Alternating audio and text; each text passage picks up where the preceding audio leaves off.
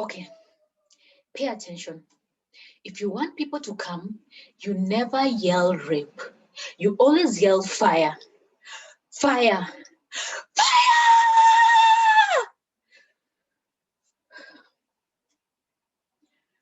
1 in 3 girls have experienced some form of sexual abuse in their life. This is according to an article published by the World Health Organization in 2012. The article was titled, Understanding and Addressing Violence Against Women. The same article also noted that 1 in 6 men have experienced violence, but they often feel unable to speak about it. In light of this, I always advocate for the full implementation of the Kenya Sexual Offences Act.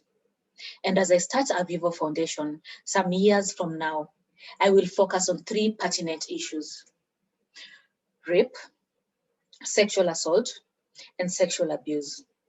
I like to abbreviate these 3 as RSS. Now, did you know that 60% of Kenyans do not know the difference between these 3 terms? But before I get into it, I want to introduce a term that better describes what I want to talk about. And the term is gender-based violence. The term gender-based violence is grossly generalized, and it does not hit the nail home on sexual violence. In Japan, for example, the word rape is taboo, and instead they use less threatening words like saying a woman was violated or the victim was tricked. This does not contribute to the public having comprehensive understanding of the pervasiveness of this problem. Let's call a spade and a vagina a vagina. Rape is sexual intercourse carried out without a person's consent. To be precise, when a penis enters the vagina without that person's consent, that is rape. Sexual assault, on the other hand, can take many forms, from attempted rape, unwanted sexual contact, threats, and violence. And then sexual harassment is a subclass of sexual assault, and it can include unwanted sexual comments that are commonly known as catcalls. You know, madam, unakaa sexy leo, hizo mguu ni tamu, we ni size yangu. Most of us have had such comments, and it's disgusting.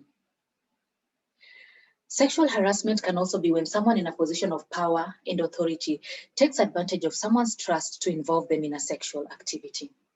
And for today's speech, I want to focus solely on sexual harassment. In Kenya, street harassment is rampant in public transportation, to open air markets like Ngara, Gikomba, among other public spaces.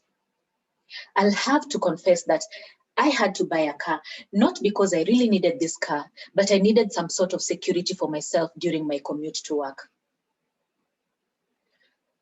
The Harvard Law Review considered street harassment to be harassment done primarily by male strangers to females in public spaces.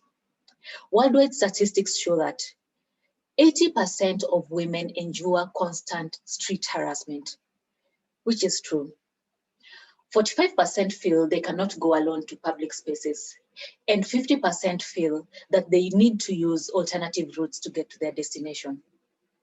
Is that any way to live? We have girls as young as 12 years old getting sexually harassed. So we still have a long way to go before this thing is contained. But for now, we can only teach the young girls to be aware and to be assertive, to call out the perpetrator. If someone harasses you, you can simply say, "This man is touching me," and not feel ashamed to say exactly where that man touched you. If he touched your breasts, say, "This man is touching my breasts." And if he touched your vagina, say, "This man is touching my vagina." And let me tell you, gentlemen, sexual harassment is closer than you think. It happens right under your noses.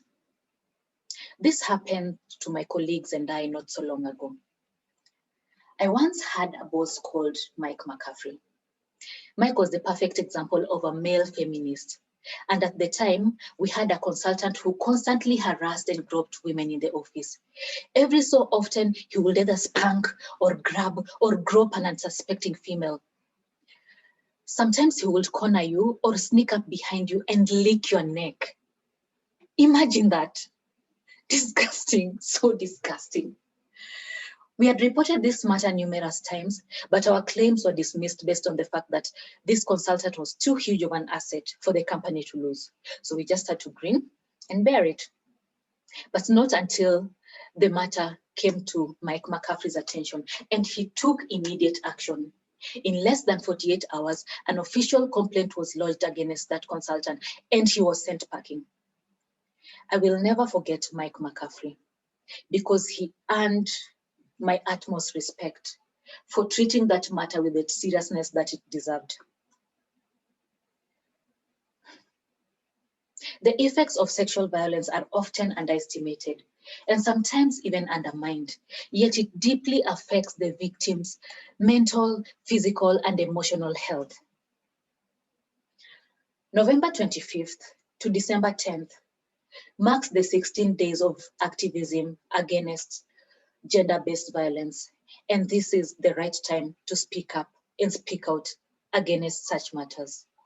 Hashtag RSS, rape, sexual assault, and sexual abuse. Back to you, Mr. Toastmaster.